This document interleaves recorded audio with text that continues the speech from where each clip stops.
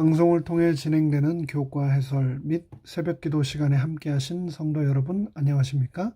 지난 밤도 평안하셨습니까? 저는 퀸즈교회를 섬기는 문인정이라고 합니다.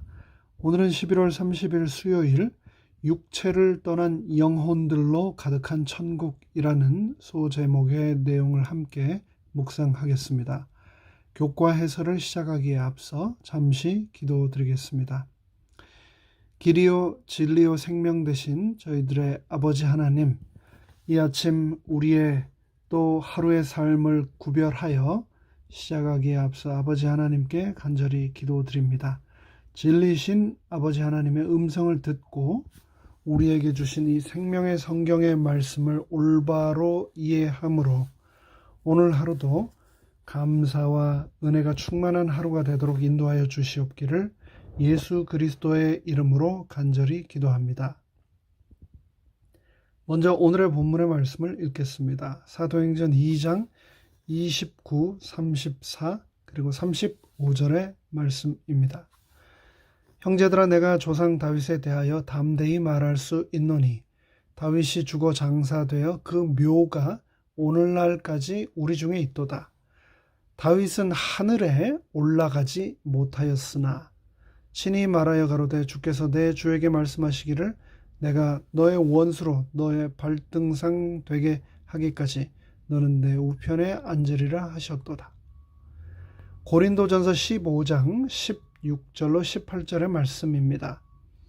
만일 죽은 자가 다시 사는 것이 없으면 그리스도도 다시 사신 것이 없었을 터이요 그리스도께서 다시 사신 것이 없으면 너희의 믿음도 헛되고 너희가 여전히 죄 가운데 있을 것이요 또한 그리스도 안에서 잠자는 자도 망하였으리로다.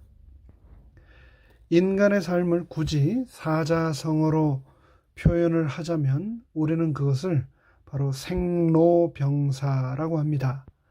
이 땅에 태어난 인간은 나이 들어 병들고 결국은 죽게 됩니다.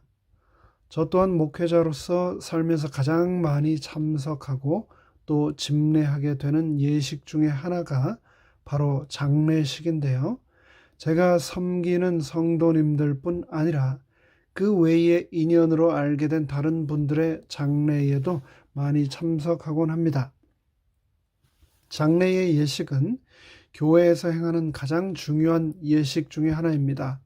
마지막 고인의 삶을 되돌아보며 그로부터 교훈을 얻을 수 있는 소중한 시간이며 특별히 함께하는 유족들에게 재림과 부활의 소망을 다시금 되뇌일 수 있는 복음 선포의 기회이기 때문입니다. 그런데 너무나도 많은 경우 가장 성경적이어야 할 이 특별한 의식에서 우리는 비성서적이고 비합리적인 믿음들을 발견하는 경우가 있습니다. 눈앞에 누워 잠들어 있는 고인이 지금 천국에서 이 장례식을 바라보면서 세상 고통에서 벗어나 우리를 향하여 손을 흔들며 미소를 짓고 있다는 등의 표현이나 또 흔히 일요일 교회들에서 장례 순서지나 조화에 사용하는 문구에서 발견하는 것처럼 장례를 이 땅을 떠나 천국으로 떠나는 즉 천국 환송 예배로 명명하는 경우들이 그런 예인데요. 우리가 잘 아는 것처럼 이런 모든 믿음들과 표현들은 전혀 성서적이지 않습니다. 한국 사람들에게 반만년의 역사를 통틀어 가장 잊혀지지 않는 소중한 위인을 꼽으라면 많은 사람들이 세종대왕이나 이순신 장군을 꼽습니다.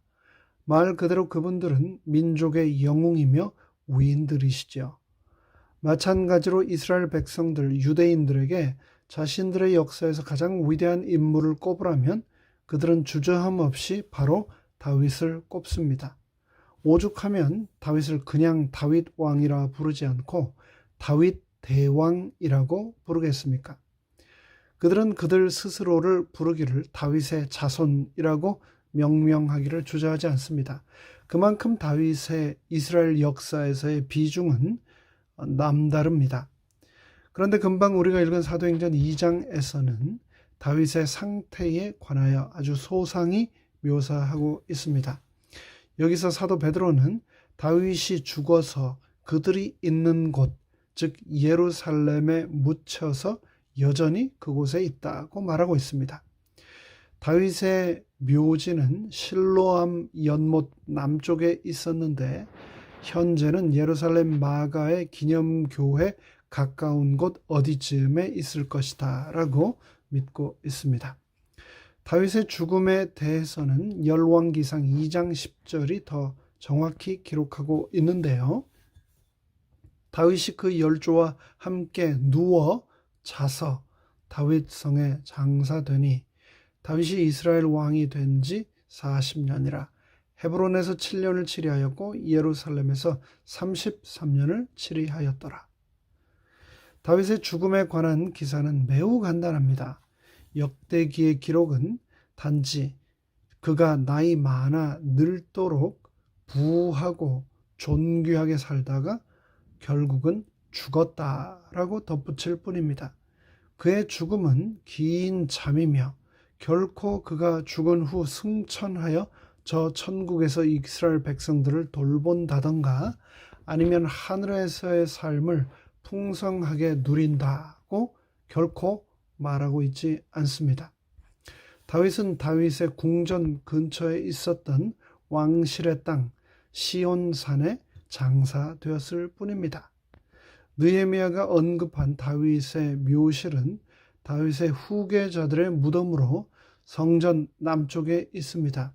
그것은 의심할 여지 없이 예루살렘 땅 아래 있는 바위에 파졌을 것입니다. 유대인 요세푸스의 기록에 의하면 소장된 보물들을 찾기 위해서 히르카누스뿐만 아니라 후에 헤롯조차도 이 다윗 왕의 무덤을 샅샅이 파헤쳤다라고 하는데요. 신약 시대까지만 해도 있었지만 지금은 그 누구도 다윗의 무덤의 정확한 위치를 모릅니다. 그러나 분명한 사실 한 가지는 다윗은 여전히 하늘에 가지 않았고 이 땅 예루살렘에 묻혀 있다는 겁니다. 이어지는 사도행전 2장 34절에서는 다윗은 하늘에 올라가지 못하였다라고 거듭 강조하며 그의 현 상태를 우리에게 말합니다. 그는 이스라엘 민족 중 가장 위대한 영웅이었음에도 불구하고 모든 죽은 자들과 마찬가지로 땅 속에서 주의 재림을 기다리며 긴 잠에 들어 있다는 겁니다. 그러면서 고린도전서 15장에서는 잠들어 있는 모든 죽은 자들에게는 단 한 명의 예외도 없이 다시 부활하는 순간이 올 것이다 라고 기록하고 있습니다. 물론 성경에는 이미 하늘에 올라가 있는 사람들에 대하여도 기록하고 있습니다.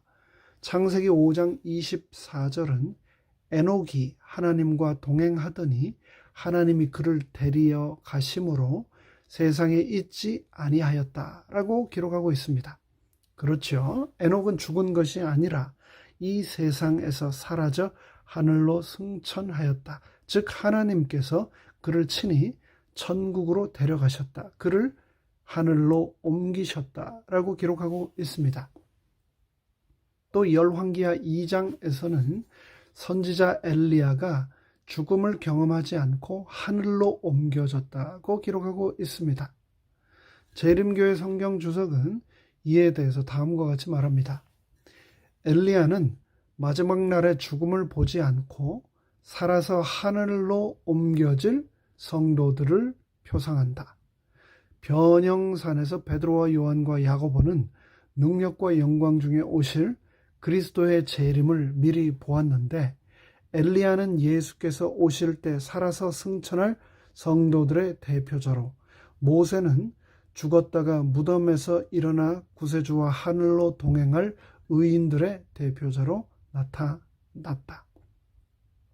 구약시대에 이 엘리야는 살아서 주의 재림을 맞이하게 될지도 모르는, 어쩌면 우리 중에 한 사람이 될지도 모르는 사람을 대표하고 또 모세는 이미 우리가 보는 가운데 잠드신 믿음의 선조들, 우리 부활의 날 맞이하게 될 성도들을 예표한다라고 했습니다. 이렇게 구약의 시대 에녹, 엘리야, 모세뿐 아니라 신약 성경은 또 다른 한 무리의 부활하여 승천한 사람들에 관하여 기록하고 있는데요. 마태복음 27장부터 특별히 50절, 53절에 그 내용이 기록되어 있습니다. 예수께서 다시 크게 소리 지르시고 영혼이 떠나시다. 이에 성소 휘장이 위로부터 아래까지 찢어져 둘이 되고 땅이 진동하며 바위가 터지고 무덤들이 열리며 자던 성도의 몸이 많이 일어나되 예수의 부활 후에 저희가 무덤에서 나와서 거룩한 성에 들어가 많은 사람에게 보이니라. 예수님께서 운명하실 때 무덤들이 열리며 부활한 성도들이 있었다라고 기록하고 있습니다. 예수님이 부활한 후에 그 부활한 성도들은 무덤에서 나와서 그들이 말하는 거룩한 성, 즉 예루살렘에 들어가서 많은 사람들 앞에 나타났다라고 기록하고 있는데요. 이에 대하여 시대의 소망 786쪽은 또 다음과 같이 말합니다. 사단이 사망의 감옥에 붙잡아 놓고 있던 포로들 가운데 어떤 이들을 그리스도가 무덤에서 나올 때 함께 데리고 나온 것은 얼마나 적절한가. 이 순교자들은 예수와 함께 나와 불멸의 몸을 입고 후에 그분과 함께 하늘로 올라갔다. 그렇습니다. 지금까지 살펴본 이 모든 성경 말씀들을 통하여 우리는 죽은 자들은 땅 속에 잠들어 고통 없는 참된 쉼을 경험하며 예수 그리스도의 재림의 순간에 부활하여 천국에 가게 된다. 물론 우리가 금방 살펴본 것처럼 에녹과 엘리야와 모세와 또 예수님께서 부활하셨던 그 순간에 함께 부활했던, 이 특별 부활에 참여했던 그들도 있지만 그들 외에 모든 인류는 육체를 떠난 영혼이 죽음과 동시에 즉시 절대로 천국에 가지 않는다. 그리스도 예수의 재림의 순간을 모두 잠든 채 기다린다라는 것을 성경을 통해 다시 한번 확인하였습니다. 무덤은 무의식적 상태에서 마지막 부활을 기다리고 있는 죽은 자들의 안식처이고 부활의 날에 그들의 의식이 비로소 회복될 것입니다. 의로운 자들을 포함해 죽은 자들 중 어느 누구도 마지막 부활에서 그들의 육체와 재결합되기를 끈기 있게 기다리며 하늘을 떠도는 일은 결코 있지 않습니다. 만일 모든 사람들의 영혼이 죽자마자 그 즉시 천국에 갈 수 있다면 이 세상에 살아있는 것보다 죽는 것이 훨씬 더 좋을 것입니다. 만약 그것이 사실이라면 저부터도 당장 이 땅에서 하루를 더 고통스럽게 사는 것보다 죽어서 저 천국에 가기를 소망할 것입니다. 이런 잘못된 가르침과 믿음으로 오늘날도 너무나 많은 사람들이 스스로 생명을 끊고 있습니다. 성경의 가르침, 특별히 죽음과 부활과 심판과 천국에 관한 가르침은 그 어떤 가르침보다도 중요합니다. 진리를 올바르게 분별하고 또 믿음으로 우리의 삶이 결코 잘못된 길로 인도되지 않기를 간절히 바라며 말씀 묵상을 마무리하겠습니다. 함께 머리 숙여 기도하겠습니다. 하늘에 계신 하나님 아버지, 사탄 마귀에 의하여 이 땅은 육체를 떠난 영혼들로 가득한 천국에 대한 잘못된 믿음으로 가득 차 있습니다. 지금 우리가 죽자마자 저 천국에 바로 갈 수 있다면 이 세상의 고통과 세상의 무거운 짐들로부터 해방될 수 있다면 우리가 그렇게 하지 않을 이유가 뭐가 있겠습니까? 그러나 성경은 우리가 죽는다고 하여 즉시로 우리의 영혼이 저 천국에 올라가지 않는다라고 말하고 있으며, 그렇게 육체를 떠난 영혼이 예수 그리스도께서 재림하시는 그날 우리의 육체와 다시 결합한다 라고도 말하지 않고 있음을 저희가 다시 한번 확인하였습니다. 예수님께서 이 땅에 재림하시는 그날 우리가 엘리야처럼 죽음을 맛보지 않고 영원한 저 천국에 갈 수 있다면 얼마나 좋을까요? 그 소망을 저희가 오늘도 품고 살아가게 하여 주시옵소서. 하지만 혹 우리가 그러지 못할지라도 이 땅에서 고통을 경험하고 결국은 혹 죽게 된다 할지라도 모세처럼 우리는 부활하여 우리의 몸이 썩지 아니할 영광의 몸으로 변화되어 우리 주님과 함께 저 영원한 천국에 거하게 될 것을 저희는 믿습니다. 이 믿음을 가슴속에 품고 감사하며 오늘도 소중하고 값지게 이 하루를 살아가게 인도하여 주시옵소서. 예수 그리스도의 이름으로 간절히 축원하옵나이다. 아멘.